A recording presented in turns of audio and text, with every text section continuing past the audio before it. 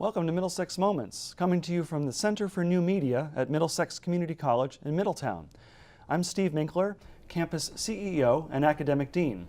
Today I'm surrounded by students in the college's Studio Television Production course. You can't see them. They're behind the scenes running all of the equipment that makes Middlesex Moments happen while they learn the field of digital media production. Today's show is a bit special. Normally, Middlesex Moments is a weekly radio show that airs on WLAS WMRD. This is the first episode of the 2019 season that is being produced for radio, television, and YouTube all at the same time.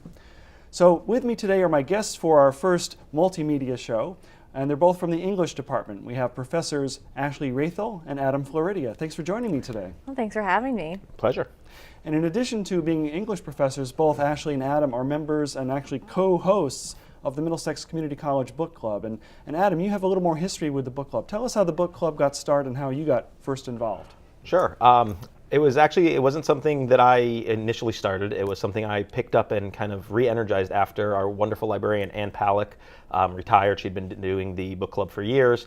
And I thought that with her gone, and it kind of left a hole in literacy and just the coming together and talking about books and stuff. So I decided to get it going again. And last year, I think it was last fall, so we're a year and a half in, I started it up again and picked some books for people to read and tried to get people to come and discuss them. And Ashley was one of the few people who came to every single meeting, so I decided to capitalize on that and ask her if she wanted to co-host officially with me. Okay, awesome. And it seems like it's a natural extension from being an English professor to being in the book club, doesn't it, Ashley? Yeah, it's great. It's an opportunity for us to get students to read different books than what we're reading in our English classes. I mean, a lot of them are a lot more contemporary than maybe what we're doing in class. I know I'm always texting Adam, telling him new book recommendations that I think would be exciting for our students to read, so it's a lot of fun. That's great. And I do remember when Ann Palak had led the book club for a number of years, she was great at picking books that were, really kind of spoke to things that were happening, in today's society, but she also was really great at picking books that became great films.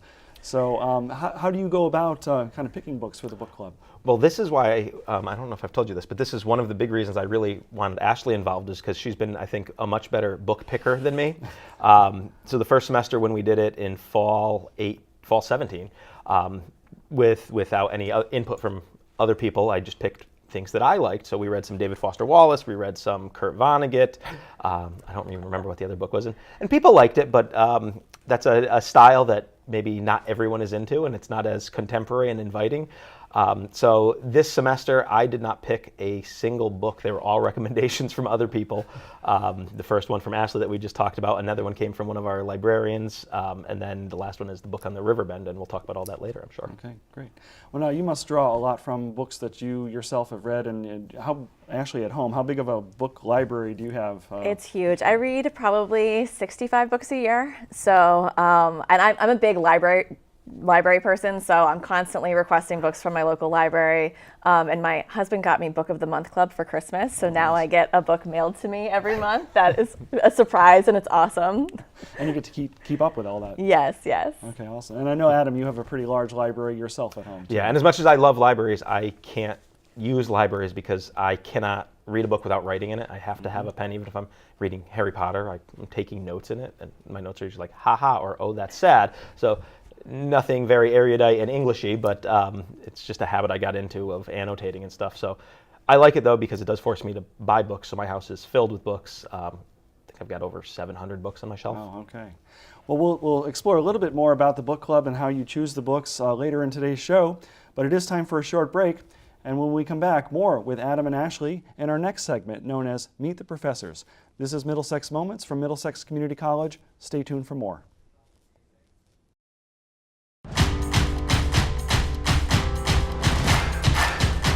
Starting back in high school, was not the best student, and so I decided that Middlesex was the best option for me. I chose Middlesex because they had a lot of different programs that I was interested in. For me, it was just easier to come here part-time and also keep my job. Middlesex, I would say, helped me get my foot in the door in the news business. I had professors that cared about me, that pushed me in ways.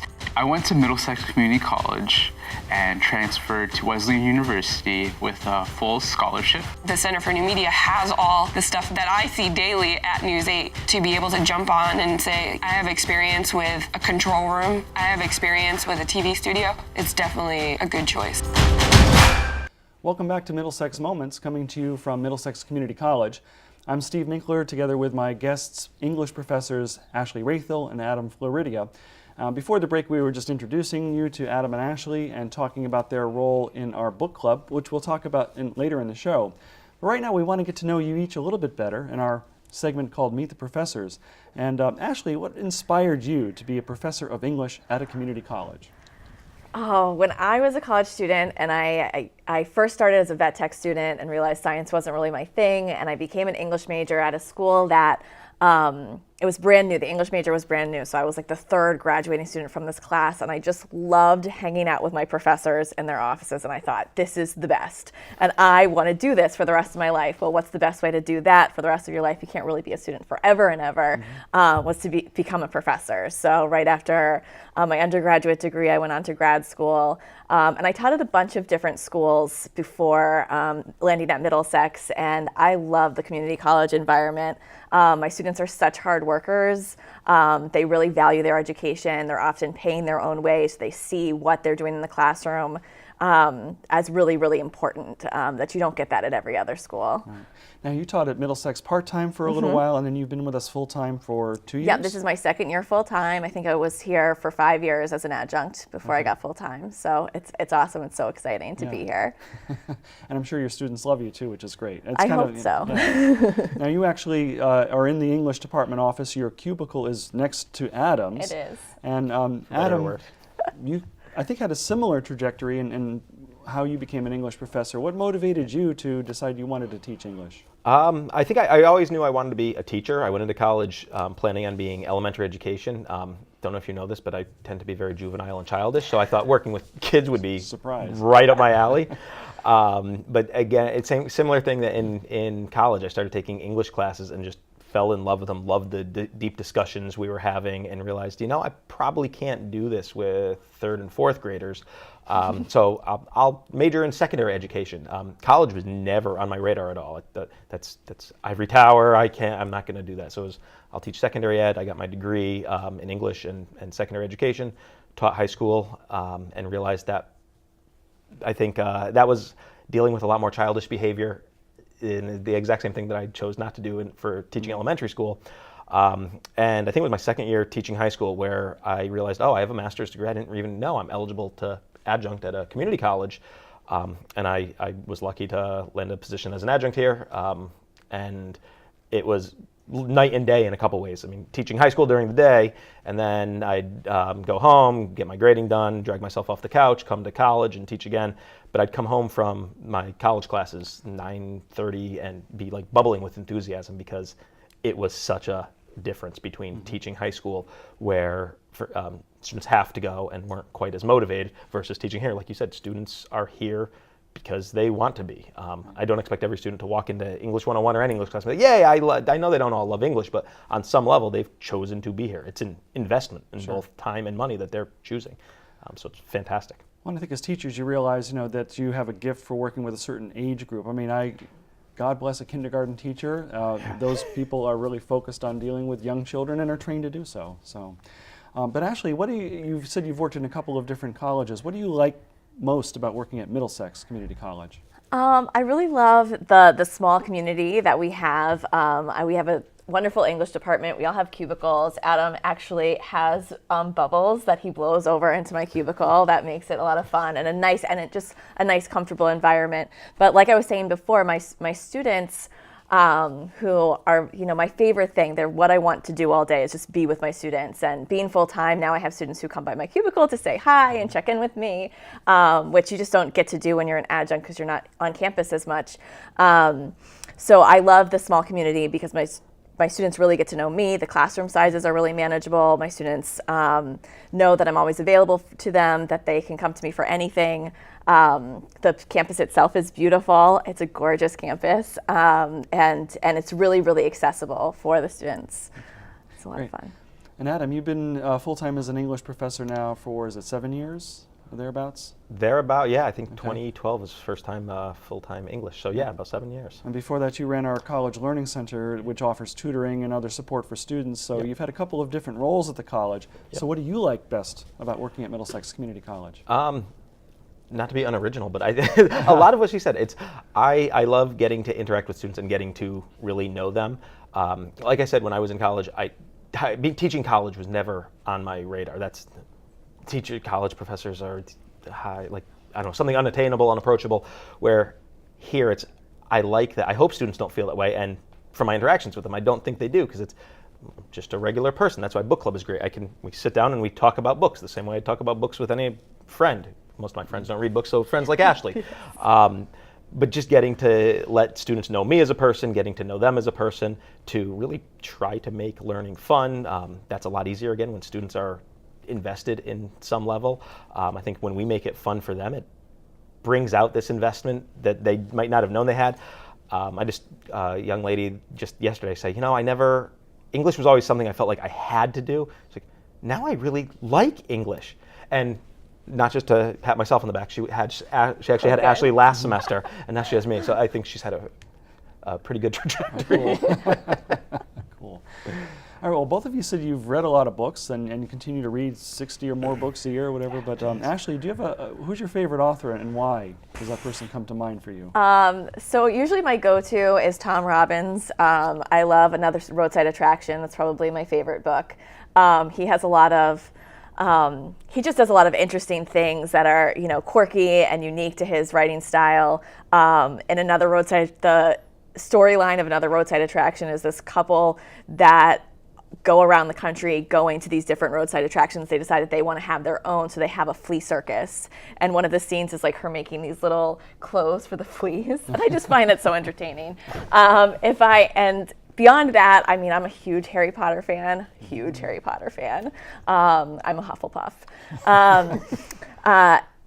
When we get into the classics, it's Dante and Inferno is my favorite. When I read that as an undergrad, it was an 8 a.m. class, Monday, Wednesday, Friday. I was the only English major. I would run in at like 7:45, and I'd be like, I can't believe how awesome this book is. No one else was as excited about it as I was, but fantastic classic literature right there. And Adam, what gets you up at 7:30 in the morning to read a book? Who's your favorite author? And why? My go-to is Kurt Vonnegut. He's been my favorite author for a long time. I really think that you can learn everything you need to know about life from reading Kurt Vonnegut's books. He's got 14 novels, and what's great is he writes in a really sort of basic, simplistic style. But that's impressive because he's writing about really big ideas, and to be able to boil them down into something that makes them more simple to digest is wonderful. He's got a sort of sardonic, sometimes dark sense of humor, which I like. There's a sarcasm there. I tend to be really sarcastic. David Foster Wallace is another one. I like the authors they're considered postmodern. They write in sometimes a non-linear way, and they break the fourth wall and do all this stuff that isn't really a traditional novel. I kind of like that weird, different stuff. Okay, cool. So big question for both of you. Coming up in May is Middlesex Community College Foundation's annual 5K run walk. So you getting ready for this, Ashley? I am. I'm going to win this year. Yeah, she runs marathons. You did say run walk. Yeah. I did, yes. I could handle the walking part, I think. Yeah, you can walk I've been getting healthier this semester, so I think I could handle that. Yeah, I did it a couple years ago. I came in last place. So, I don't believe that. Yeah, I did. It's true, because I just did the walk. But so if you're not walking or running, what do you do for fun outside of reading and teaching English? So Adam, do you have any hobbies on the side? I was going to say, well, Steve, that's pretty much it. Reading, teaching English. I've got a 7-year-old son and a 4.5-year-old daughter, so they keep me really busy. While my other passion is travel, so I love to go abroad whenever I can. So that's not something we're doing every week or weekend or year even, but whenever we get the chance, my wife and I will take off. We're actually going to Japan this summer, so I can't wait for that. And we always leave the kids behind so that we can enjoy ourselves. Sure. They're not ready for your international travel yet, but travel, reading, entertaining kids. Okay. And Ashley, how about you? What do you do when you're not here at Middlesex Community College and teaching English? So I am reading a lot and I'm running a lot. He did say I was a marathoner, so that takes up a lot of time. But my passion is music, so I do a lot of live music, going to concerts and things of that nature. I don't have kids yet, but I do have an adorable dog, and we spend a lot of time hiking the trails in Connecticut. We live in East Haddam, so it's very rural, and there are tons of places to explore. So that's usually what I'm doing on the weekends. You also had some chickens too, didn't you? Oh, I have chickens. Okay, and yeah. what was something unique about the chickens, though, if I remember? Yes, the chickens are all named after female authors. Okay. Well, actually, and we did have roosters that were named after male authors, but the roosters are no longer with us. That's a whole other story. But they're a lot of fun. I think they live up to their names. All right. I also know, too, you have a real passion for civic engagement and having students involved in the world around us, and you actually helped lead some voter registration drives on campus, too. Yes. The best thing for our students to do is to get involved with I shouldn't say with politics, but just having an active voice in our democracy. So every semester now I'm running a voter registration drive, either with the legislative outreach team or just part of SpringFest or something, getting a table set up so that students have the opportunity to register and then be motivated to vote when the time comes. Okay, great. All right. Well, it was great to get to know both of you a little bit more. And we do have time for a quick break. And when we come back, more with Adam and Ashley and the Middlesex Community College Book Club. This is Middlesex Moments. Stay tuned for more.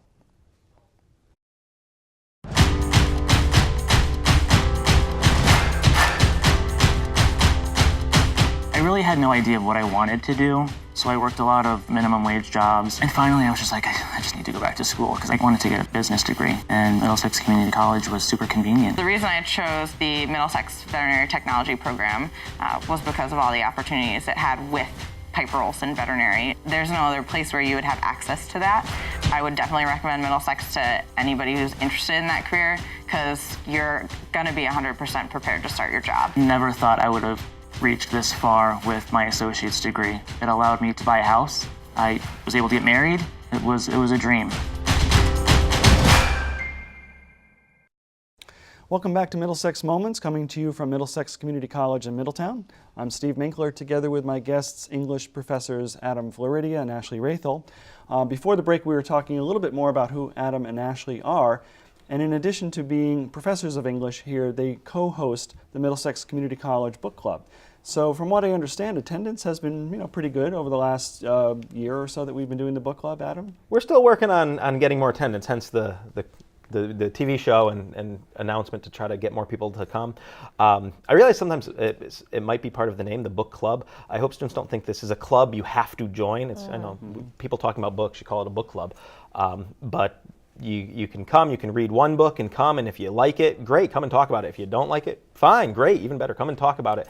If you haven't read the book, but it looks like something that might be interesting to you, come and talk about it. It's not a long commitment where you're joining a club and we have regular meetings that you have to attend. It's once a month, the last Monday of the month, always up in the periodical room of our wonderful library. A group of people, whoever has read the book or interested, comes and sits down and talks about it. Okay.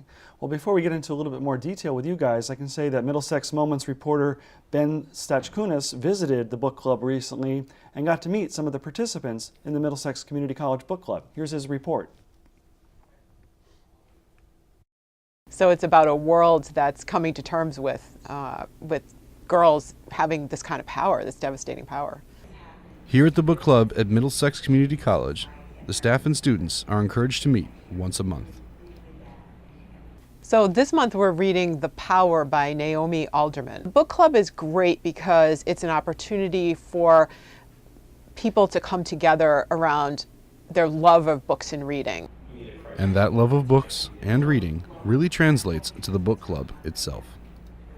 The thing I love about the book club is that I get more than just my own perspective. Because usually if you read a book or watch a TV show, you have your own reaction and you figure that's correct. But then when you're in a book club, you realize, wow, there's like multiple perspectives and many other different ways of understanding an author. New students coming into book club would really have the opportunity to interact with their professors. That's really good, I think, for students to have that opportunity. You don't even necessarily have to read the whole book, or even that much of the book. And I think Adam says you don't even have to read the book at all.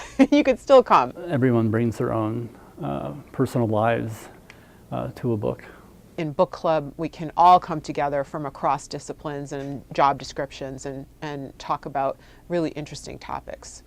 Book Club meets on the fourth Monday of every month. To learn more, visit mxcc.edu/book club.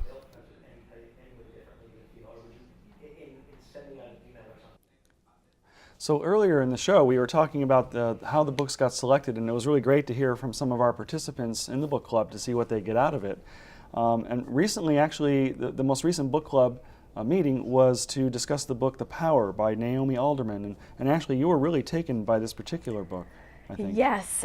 This book I read, I want to say last year, and I kind of started to tell Adam about it. I was like, maybe this would be a good book club selection. And to be honest, we had actually a whole different list of books for this semester before winter break was over, and then last minute changed to the 3 that we have now. And I think that we did the right thing. The Power, it's very contemporary. It's a play on gender roles and gender norms and what would happen if suddenly females were physically more powerful than men. And the way that they become more powerful than men, and you find this out early, so it's not a spoiler, is that they can electrocute men. And they gain this power where they can kind of just shock you, but they can actually also, by touch, kill men, or people, I should say. So once that changes, it's this world where they're trying to figure out how to live this way. So like elementary schools, the children are being split, right? We have to have the boys separated from the girls. They can't stop the girls from hurting each other, but they can at least put them separate from the boys. The book follows 5 different characters, so you get 5 different perspectives on what's going on for them and their experience. One is a male character. And in the United States, there's less change because of the way that we already have a lot of equality. But in third world countries where women don't have the right to drive or things like that, that's where you really see the power shift and how dramatic the impact is. It's a fascinating read. Wow. And what did the readers in the club, what kind of discussion ensued when you were talking about the book? I could imagine that this could have gone tons of different places. Yeah, I think people were taken with the premise. The premise is just really interesting. The conversation went, what would you say? You gave it 3.5 stars. So like, yeah. I feel like gung-ho about this book. I mean, it's a solid book. We thought that the book gets a little off as it continues, because it is just kind of like repeating this theme of the women having more power, and how many times can you really just say that over and over again? But I think we had a good group that were taken with it, and that thought about how this would work in our world. Like, it's very sci-fi, so sometimes that's like too much of a stretch for people. But I think it's hard to do what this book is trying to do without making it that extreme, right? The extreme that they suddenly can electrocute people. Okay. Which I liked it because it was to me, it was a good thought exercise where the writing wasn't my style so much, but it flowed well. I mean, it was something I think I read in 2 days. I sat down, read 150 pages, sat down, read another 150. So it keeps you turning the pages, which is great. But the thought exercise of, okay, here's this dystopian, or maybe utopian world, and because it mirrors our world just with opposite gender roles and power structures, it made me think a lot more about things that I don't realize. So when you read about the women really coming to power, especially in the countries where women have no power now, and they're doing things that are really ridiculous. I'm like, well, but men do that. So it kind of puts a lens on modern society and how things are that maybe we do take for granted a lot of times, in a lot of cases. Okay. Well, earlier in the show, we talked about how many of the books that have been selected for the book club over the years have later turned into major feature films. I could imagine this book being a major. So I think that there are scenes in this book that this author was already visualizing the movie of this book. There's a scene where I think all these police officers come, and the women have flooded it so they can just put their hands into the water and electrocute all of these police officers that are coming onto their property.